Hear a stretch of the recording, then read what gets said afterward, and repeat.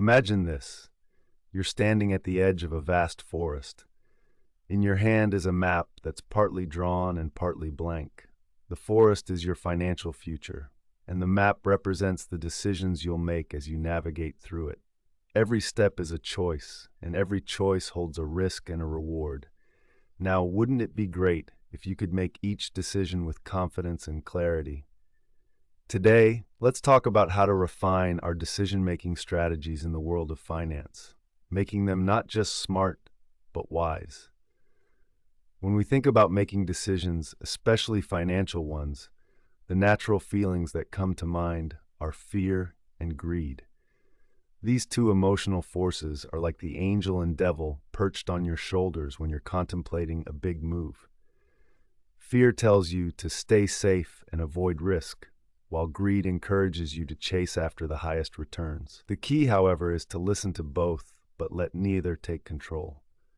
This balance is the essence of smart decision-making. Consider the world of investing as a great example. Many people dive into investing with dreams of quick wealth, yet they fail to recognize that investing is more like a marathon than a sprint. Remember those dot-com stocks back in the early 2000s? They promised untold riches, and people bought into them with both hands. But when the bubble burst, many were left with nothing but losses. The lesson here is timeless and simple. In investing, as in life, if something seems too good to be true, it probably is. Here's where the power of patience and understanding comes into play. One of my favorite mental models is the idea of compounding, not just in terms of money, but in knowledge and decision-making. Think of each decision as a seed planted. Over time, with care and patience, these seeds can grow into a forest of wealth and wisdom. I recall a story of Warren Buffett, who famously said that the stock market is designed to transfer money from the active to the patient. By letting your investments grow over time and not succumbing to impulsive buying or selling, you're putting the power of compounding to work for you. Let's talk about another critical element: simplicity. It's tempting to think that more complex strategies will lead to better outcomes. Yet often, the best decisions come from the simplest strategies. Take, for instance, the idea of diversifying your investments. You might not know which stock will do well next year, but by spreading your investments across different sectors and types of assets, you're reducing your risk, much like not putting all your eggs in one basket. It's a straightforward concept, yet remarkably effective. Now, let's shift gears and consider the role of personal psychology in decision-making. Our brains can be tricky, leading us into common pitfalls like confirmation bias, where we seek information that confirms our pre-existing beliefs. Imagine having a strong hunch that a particular stock will skyrocket. You might only read articles that support your view, ignoring the warning signs. This bias can cloud your judgment and lead to poor decisions. A helpful strategy here is to play devil's advocate with yourself. Challenge your assumptions and consider alternative viewpoints. This practice can open your mind to insights you might have otherwise missed. Furthermore, let's not forget about the importance of setting clear goals. It's like planning a journey without a destination. You might enjoy the scenery, but where are you really headed? Defining what you want to achieve financially gives you direction and purpose. Whether it's saving for a home, your child's education, or a comfortable retirement, having a clear goal helps tailor your decisions to fit the desired outcome. Throughout our journey, remember that mistakes are inevitable, and that's okay. Some of the best lessons come from the wrong turns we take along the way. Look at each mistake as a chance to learn rather than a reason to give up. It's like learning to ride a bike. You might fall a few times, but each fall teaches you how to balance better next time. Lastly, let's embrace flexibility, the ability to adapt and change course when necessary. Life is full of surprises, and the financial world is no different. Being too rigid can lead to missed opportunities or unnecessary panic. Instead, Approach each decision with an open mind and a willingness to adjust as new information comes to light. So, as we wrap up our talk today, I invite you to envision that forest once more. Each decision is a step along a path that only becomes clearer the further you go. Make your decisions with awareness. Be mindful of fear and greed. Simplify where possible. Challenge your biases. Set your course with clear goals. Learn from your missteps and stay flexible.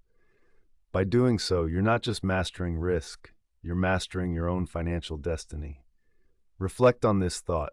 With every decision, you're creating your own path through the forest, leaving behind a trail that might be followed by others. Make sure it's one you're proud of. Until next time, keep those maps handy, stay curious, and make the kind of decisions that lead to a life well lived. All right, let's dive back into our conversation about smart decision-making strategies, especially when it comes to managing our finances. Now, I know we've all faced those moments when it's time to make a financial decision, and suddenly, it feels like the weight of the world is on our shoulders. Maybe it's choosing between saving for a rainy day or buying that new gadget that promises to make life easier. Or perhaps you're contemplating an investment opportunity that a friend swears by. The first thing I want to remind you is that it's perfectly natural to feel a mix of excitement and anxiety in these situations. Our brains are wired to respond emotionally to money decisions, often because money is tied to our sense of security and well-being. Understanding this emotional component is crucial because it helps us step back and evaluate whether we're making a choice based on logic or letting our feelings take the wheel. One effective strategy is what's often called the pause and reflect method. Imagine you're about to make a purchase or investment. Instead of acting immediately, take a moment to pause. Literally, give yourself a timeout. This allows your initial emotional response to settle down and gives you the space to reflect on the choice at hand. Ask yourself a few key questions. Does this align with my long-term financial goals? Am I acting on impulse or on a well-thought-out plan? Could this decision have unforeseen consequences? By simply pausing, you're allowing your rational thinking to catch up with your emotions. It's like giving your brain a chance to take a deep breath and let logic guide you instead of just instinct. This doesn't mean ignoring your gut feelings entirely. Often they have valuable insights, but balancing them with a dose of rationality can lead to smarter decisions. Another technique to consider is the pros and cons list. Yes, it's the age-old tool that many of us have used in different areas of life, but it's especially useful with financial decisions. Write down the benefits and potential drawbacks of your choices. This exercise helps you visualize the impact of your decision, making it easier to weigh options objectively. Moreover, consider seeking out diverse perspectives. Sometimes discussing your choices with someone you trust can shed new light on the situation.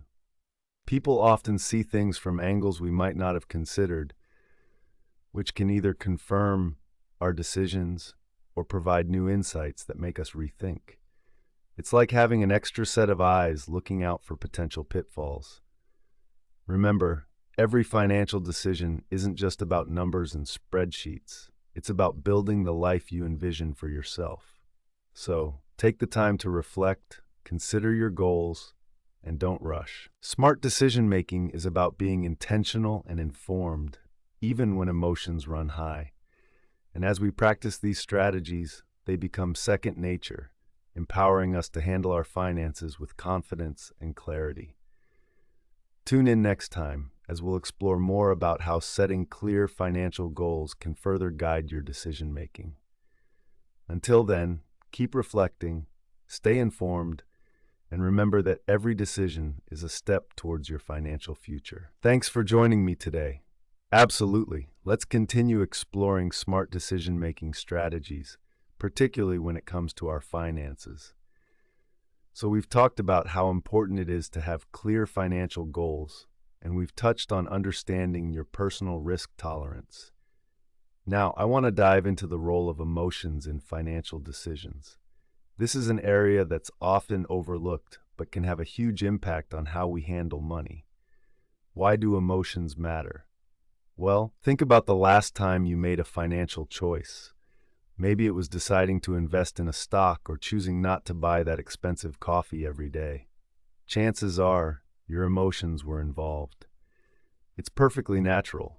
We're not robots, after all. Emotions like fear, excitement, or even guilt can play big roles. The key is recognizing these emotions and understanding how they might be influencing our decisions. Let's consider fear. Fear can be a great protector, warning us of potential danger. But in investing, fear might stop us from taking calculated risks, the kind that could lead to growth over time. On the flip side, excitement can sometimes push us toward riskier choices without fully considering the potential downsides. So how do we use these emotions to our advantage? One strategy is to take a pause. Give yourself a moment to step back from the emotional response. This could be as simple as taking a day or two to think over a decision, especially if it's a big one. This pause allows your rational brain, the part that analyzes facts and weighs options, to catch up with your emotions. Another helpful tool is to set up rules for yourself in advance. For example, you might decide that you'll never invest more than a certain percentage of your savings at once. This kind of rule acts like a safety net, helping guide your decisions when emotions start running high. Being aware of your emotional triggers can also help. Let's say you know that you're prone to impulse buying when you're stressed. Just being aware of this pattern can help you prepare. You might decide to leave your credit cards at home during stressful periods, or have a cooling off period before any purchase over a set amount. It's also important to remember that you're not alone in this. Talking to someone you trust, whether it's a friend, family member, or financial advisor, can provide a fresh perspective.